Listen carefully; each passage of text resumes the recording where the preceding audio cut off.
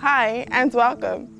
In this video, we will be exploring gender, water and energy, talking about why infrastructure services should be considered in relation to each other and why gender mainstreaming in infrastructure services is necessary.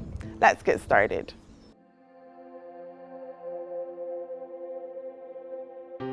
For 5 years in a row, Marcia Griffith Seal woke up on Christmas morning to dry taps. 5 Christmases without fail, my water was off. And 5 years ago, I decided I cannot deal with this. Every Christmas morning you get up, there's no water. There's no water for like 3 days. You can't do anything. You can't cook. You can't do anything. We're calling around looking for some place to eat. So I bought a water pump and I bought 1 tank. But then the water was off by me for 4 days. So that 450 gallons of water that I had stored in my tank, with the constant washing, you're cleaning, you're still doing everything as normal. Then I realized this is not going to work. So I went out and I got another 450 tank.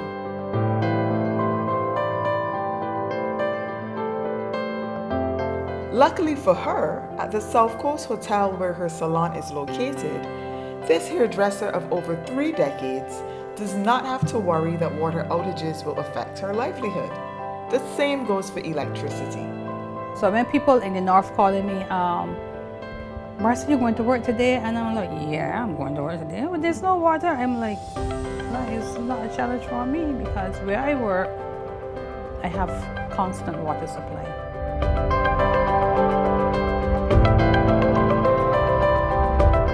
Who needs water and energy, and how much their livelihood and income depend on access to both water and energy are serious bread and butter issues. So are issues of access, security of access, affordability, and resilience. Water is life. Energy gives life to water. These issues are also on the agenda of the Barbados Water Authority.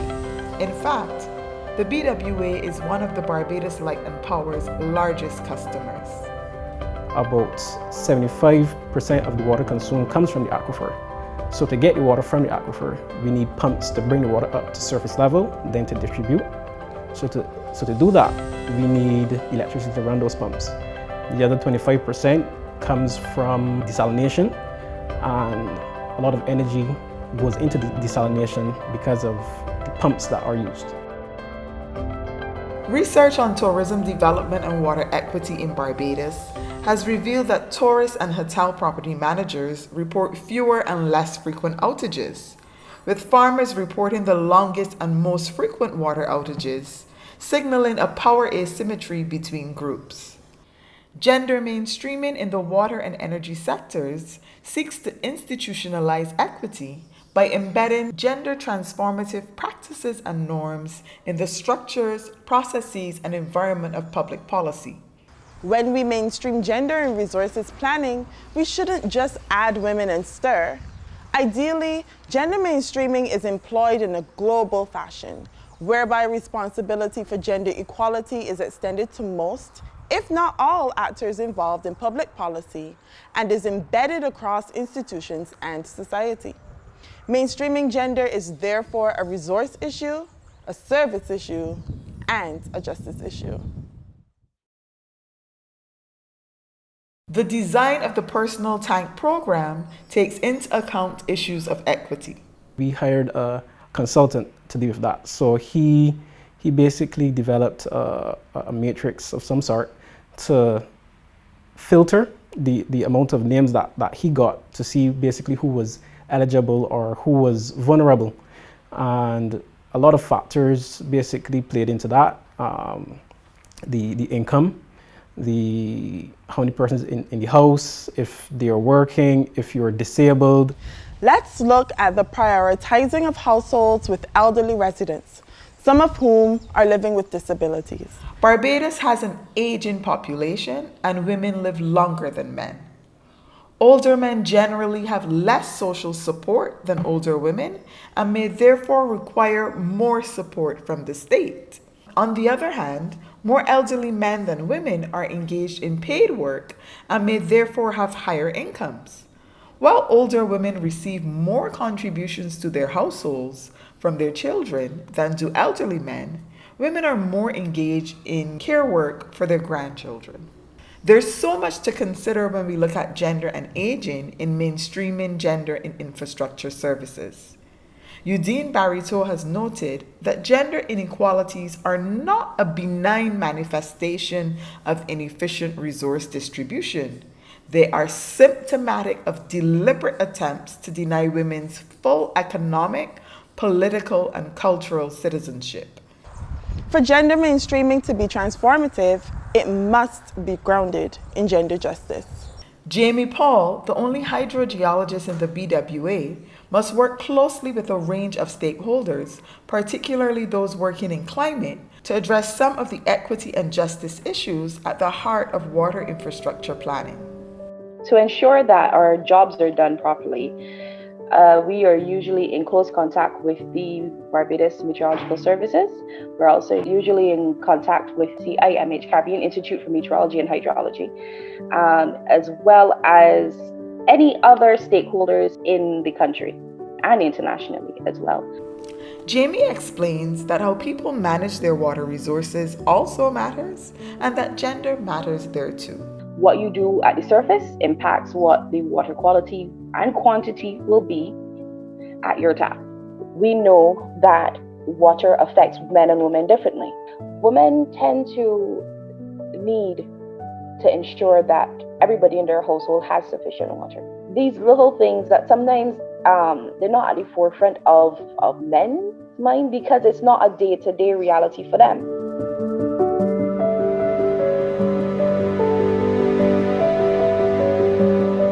Solutions such as renewable energy must also respond to these needs, going beyond a focus on the utility alone. We are looking at installing photovoltaic systems to help drive the cost down of pumping because it's very expensive to pump water.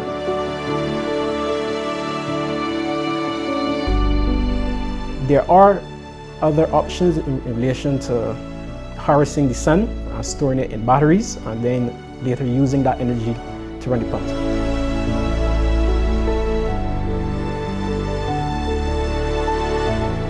Desalination is a solution to water scarcity, but energy costs are high, as Frankie explains.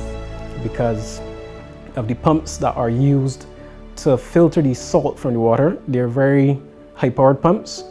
So when you compare that to regular pumping, it can be something like 10 times more the energy that is used in desalination.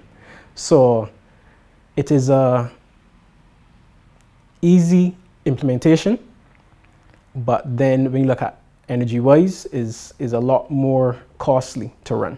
But directly, I would say rainwater harvesting. Rainwater harvesting in relation to you catch the rainwater and you look at ways of cleansing it and then maybe using it for consumption.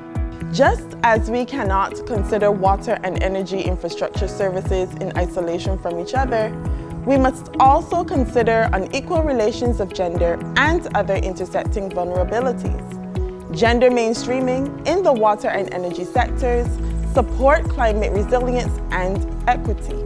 If there is an outage, what are we putting in place to assist persons? So at Water Authority, we would send out a tanker.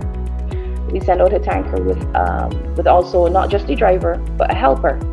And it has been in my experience that person, along with the driver, assists elderly persons, assists women in transporting the bucket to and from the household, where needed. We as water service providers, we as water resource managers, we all understand why we're doing this. We're doing this for the people that we serve. That should spur us to put resilience at the household level and at a countrywide level high on the agenda. I think we as a country too, we need to store our own water. Even our energy source is imported because in order to get the water out of the ground, we have to use oil that comes into Barbados. So we have to try to make ourselves self-sufficient.